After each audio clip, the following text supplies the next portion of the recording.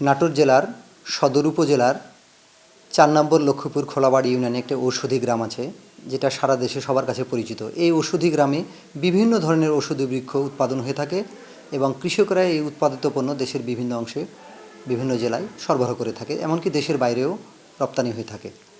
এই ঔষধি গ্রামের একজন কৃষক আছে, একজন উদ্যোক্তা, সফল চাষি, নাম হচ্ছে শহীদুল ইসলাম।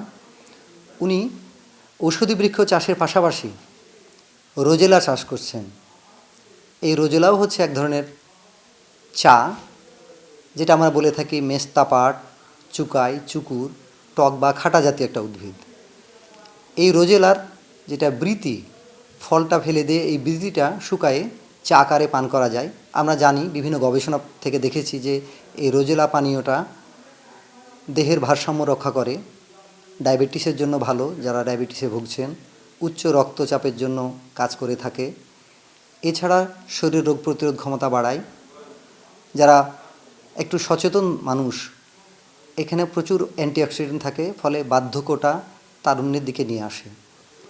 এটা খেয়ে অনেকে উপকৃত হচ্ছে এবং শহীদুল সাহেব এখান থেকে আগ্রহ পাচ্ছেন, উৎসাহ পাচ্ছেন। উনি এখানে বাজারে সরবরাহ করছেন, বিভিন্ন উদ্যোক্তার কাছে এটা নিয়ে যাচ্ছেন এবং অর্থনৈতিকভাবে লাভবান হচ্ছেন। দেশের বিভিন্ন জায়গা থেকে ওনার কাছে আসেন অনেকেই। নাটোরে দিন দিন এই রোজেলার আবাদ বৃদ্ধি পাচ্ছে। আমরা চাচ্ছি এই রোজেলা যাতে বাংলাদেশের বিভিন্ন জায়গায় এটা ছড়িয়ে পড়ে, এই জন্য আমরা কৃষি সম্প্রসারণ অধিদপ্তরে কাজ করে যাচ্ছি। মজার বিষয় হচ্ছে যে আমরা গ্রাম অঞ্চলে একসময় দেখতেছি বা শহরে একসময় দেখেছি যে এটা পাতাটা টক বা খাটা বলে থাকে, এই হিসেবে ব্যবহার হতো। শহীদুল সাহেবের মাধ্যমে আমরা এটা চা আকারে খাচ্ছি। এখন শোনা যাচ্ছে এই পাতাটা বিভিন্ন জায়গায় সরবরাহ করছে বিভিন্ন কাজে ব্যবহার করার জন্য। তো আমরা শহীদুল সাহেবকে বলেছি যে আপনি গবেষণা প্রতিষ্ঠানের সাথে যোগাযোগ রাখবেন, এই পাতার কীভাবে আরও বেশি ব্যবহার করা যায় এ ব্যাপারে আমরা সার্বিক আপনাকে সহযোগিতা করব।